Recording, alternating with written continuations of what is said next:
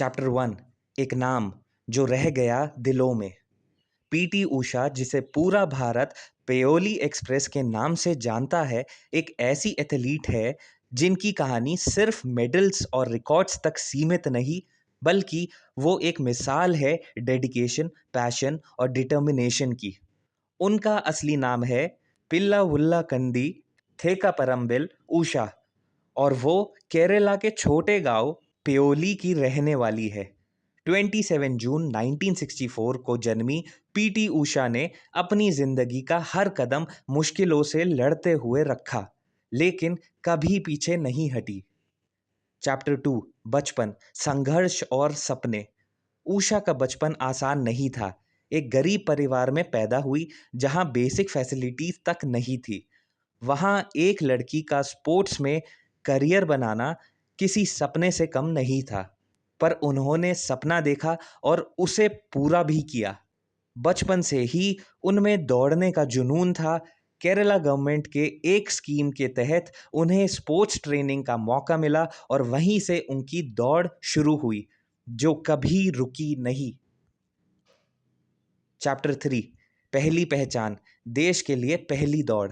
PT Usha ने सिर्फ 16 साल की उम्र में 1980 का मॉस्को ओलंपिक्स में पार्टिसिपेट किया।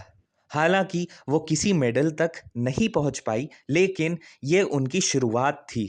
उनकी स्पीड, डेडिकेशन और पोटेंशियल सबकी नज़र में आया। देश भर के लोगों ने पहली बार नोटिस किया कि एक छोटी लड़की ओलंपिक स्टेज तक पहुंच चुकी है, और ये तो सिर्फ शुरुआत थी। चैप्टर 4। 1984। एक कदम दूर मेडल से। 1984 के लॉस एंजलिस ओलंपिक्स उनके करियर का टर्निंग पॉइंट बन गया। 400 मीटर हर्डल्स में वो सिर्फ 1/100 सेकेंड्स से ब्रॉन्ज मेडल चूक गई थी। ये चूक उनके लिए बहुत दर्दनाक थी, लेकिन उस दौड़ में उन्होंने पूरे विश्व का दिल जीत लिया। वो पहली भारतीय महिला बनी जो ओलंपिक फाइनल तक पहुंची। उनका परफॉर्मेंस इतना ज़बरदस्त था कि लोग उन्हें गोल्डन गर्ल कहने लगे। चैप्टर 5। एशियन गेम्स का सोना। पीटी उषा का असली राज था एशियन गेम्स और एशियन चैंपियनशिप्स में। 1986 सियोल एशियन गेम्स में उन्होंने 4 गोल्ड और 1 सिल्वर मेडल जीता, जो एक रिकॉर्ड था। 100 meter, 200 meter, 400 meter, 400 meter hurdles, हर रेस में वो छा गई। उनकी स्पीड, उनकी कंसिस्टेंसी और उनका डिटर्मिनेशन देखकर उन्हें एशिया की स्प्रिंट क्वीन कहा गया। पूरा भारत उनकी तारीफों से गूंज उठा था। चैप्टर 6। रिकॉर्ड्स की रानी। पीटी उषा ने अपने करियर में 100 से ज़्यादा इंटरनेशनल मेडल्स जीते। उन्होंने कई नेशनल और एशियन रिकॉर्ड्स बनाए, जो कई सालों तक तोड़े नहीं गए। 400 मीटर हर्डल्स में उनका नेशनल रिकॉर्ड 20 सालों तक बना रहा। वो एक ऐसी एथलीट थी जो हर इवेंट में मेडल की गारंटी बन चुकी थी। उनके नाम से ही ओपोनेंट्स का प्रेशर बढ़ जाता था।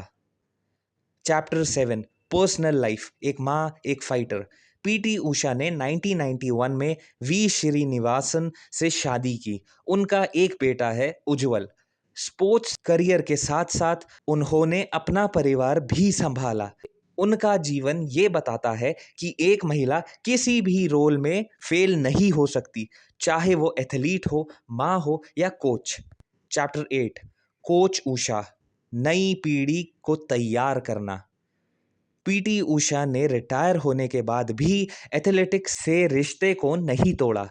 उन्होंने 2002 में उषा स्कूल ऑफ एथलेटिक्स की शुरुआत की, जहां वो नए टैलेंट्स को ट्रेन करती थी।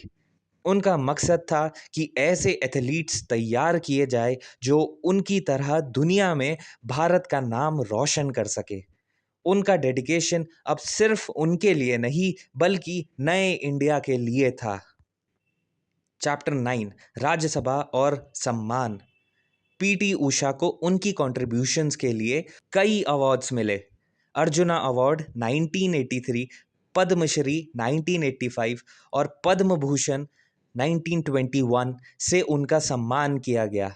2022 में उन्हें राज्यसभा का मेंबर भी बनाया गया, जहां वो स्पोर्ट्स पॉलिसीज और एथलीट्स के राइट्स के लिए आवाज़ उठाती है। ये उनका पॉलिटिकल करियर नहीं बल्कि एक रिस्पॉन्सिबिलिटी है जिसे वो पूरी ईमानदारी से निभा रही है। चैप्टर 10, भारत की असली सुपर वुमन। पीटी उषा सिर्फ एक एथलीट नहीं बल्कि एक इंस्पिरेशन है। उनकी कहानी हर उस लड़की को हिम्मत देती है जो सपने देखने से डरते हैं। वो बताती है कि छोटी जगह, गरीबी और सामाजिक बंधन कुछ भी तुम्हें रोक नहीं सकता अगर तुम्हारे पास जुनून है। वो असली सुपर वुमन है जिनकी दौड़ सिर्फ ट्रैक तक सीमित नहीं थी। उन्होंने समय से दौड़ लगाई, समाज के स्टीरियोटाइप्स से आगे निकली और हर भारतीय के दिल में एक अमर जगह बना ली। कंक्लूजन, एक दौड़ जो कभी रुकी नहीं। पीटी उषा की जिंदगी एक किताब है जो हर चैप्टर में मेहनत, लगन और भारत के प्रति समर्पण का सबक देती है। उन्होंने हम सबको सिखाया कि हार से डरना नहीं चाहिए बल्कि उससे सीखना चाहिए। आज भी किसी भी एथलीट का नाम लिया जाता है तो उषा जी का जिक्र जरूर होता है, क्योंकि वो एक ऐसी लेगेसी छोड़ चुकी है जो हमेशा याद रहेगी।